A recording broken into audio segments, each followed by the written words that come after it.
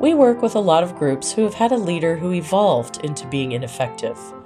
They generally contact us when they're at a point of crisis. Emotions are high, and frequently decision-making is not terribly clear or productive.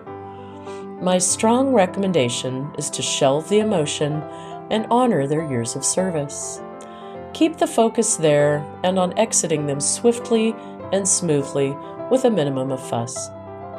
Welcome to Medical Money Matters, the podcast where you can find experts, answers, and resources so that you can achieve mastery over the financial and business aspects of your practice.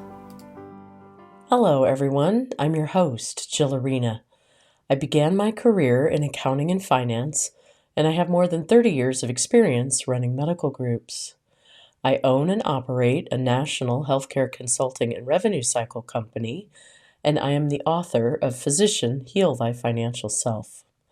In 2020, I co-founded the Physician Leadership Project, and my passion is to increase financial and business literacy for physicians. Episode 31, Severance, Creating a Clean Departure. In episode 29, we talked about when a leader is no longer effective for your group.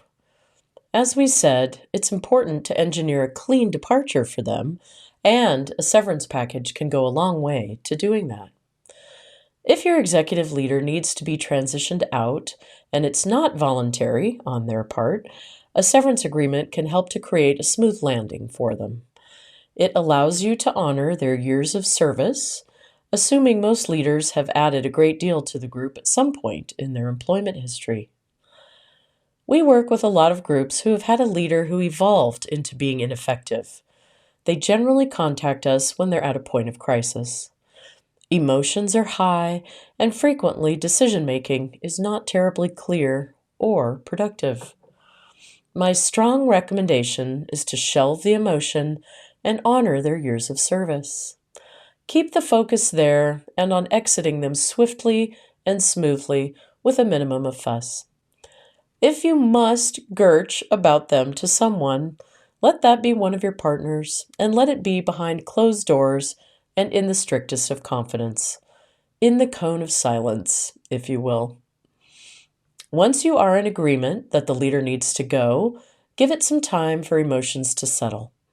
Then you can discuss as a group of partners and see what the appetite is for a severance payment. Again, you may need to work through some emotion until everyone can approach the discussion rationally. A good rule of thumb for a manager or administrator is $1,000 per year of service, so if they've been with you for 8 years, an offer of $8,000 for severance would be in keeping with that. Some partners may not want to pay, especially if the last few months have been difficult. Help them to see the wisdom of using this as a tool to quickly and effectively solve the problem and exit the leader. Money talks. Help them to get past their emotion about it and see it as purely a business decision. A wrongful termination lawsuit can cost you hundreds of thousands of dollars, and even if you're insured for some of that, with EPLI coverage, as we discussed in our last episode, it will still consume hours and hours of leadership time and energy, and will have your groups focus on the negativity of the lawsuit instead of positively moving forward. You can effectively use the severance package as a mini insurance policy to protect your group from a wrongful termination lawsuit. Far less expensive in the long run. Compare the amount you'll offer against the leader's current total compensation to make sure it's reasonable. If you've been paying the better rate of $100,000 per year, a severance of less than $5,000 may seem more like an insult, even if they've only worked with you for a couple of years. You may want to increase the amount at your discretion so that your offer is enticing. Again, far less expensive in the long run. You can also consider if they have paid time off that will be paid out as you're thinking about their total exit package. It's good to delineate that as well, so it's clear to them how much they'll be paid on their way out. You might also consider continuing to pay for medical benefits for a few months as another way to soften the blow for them. Most groups are subject to state continuation of benefits laws or the federal COBRA laws, which require you to offer your employees the opportunity to continue their benefits for up to 18 months at their own expense. Having the practice cover this for a few months is another classy way to indicate that you care about them and about them landing on their feet. The severance agreement itself should include several points: the date it is effective, which is their last day of work, the fact that they have the right to have the agreement reviewed by their own attorney, the amount of severance they will be paid, the amount of accrued time off they will be paid upon their departure, the total amount of the last check they'll receive once the signed agreement is returned, the fact that they can rescind the agreement and return the money within 3 days, and finally, a full release of claims from them, which means they are forfeiting their right to sue you for wrongful termination. This is key, and it is why you want the written agreement. There is a template for a severance agreement in the Medical Money Matters Toolkit at medicalmoneymatterspodcast.com.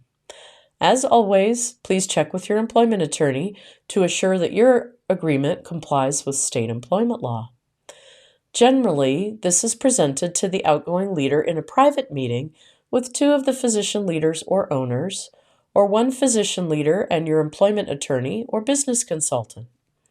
These conversations should always happen with 2 representatives from the practice in the room, so you can avoid the he said, she said phenomenon. I recommend planning out who will do the talking and who will do the listening, and in most cases, the less said, the better. These are never comfortable conversations, and they need not be long. Stick to the pertinent points, pausing along the way to see if they have questions. Begin and end by being gracious and letting them know how much you appreciate all that they've done for the practice. Even if that seems out of keeping with their recent performance and events that have caused you to make this decision, it's best to take the high road. Be sure that you have verbally reviewed the high points with them, and be sure that they have a few minutes to reflect. If they're upset, sit quietly with them until they have a chance to regain their composure. Then ask again if they have any questions. Most will want to take the severance agreement with them and read it over more thoroughly, or even have it reviewed by their own counsel. Some may be in a big upset and will storm out of the office. Best to follow them to assure that they don't do or say anything damaging. You can offer to walk them out if you have any concern that they may do or say something inappropriate.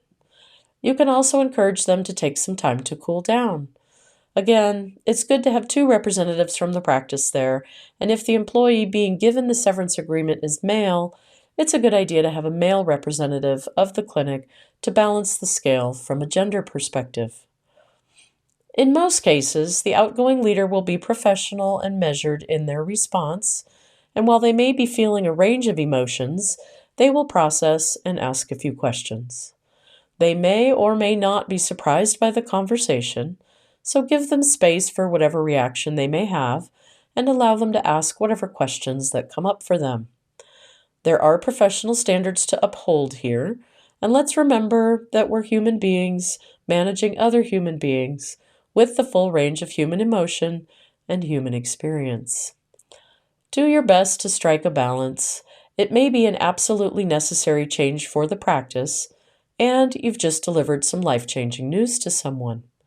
Compassion and grace are always in order.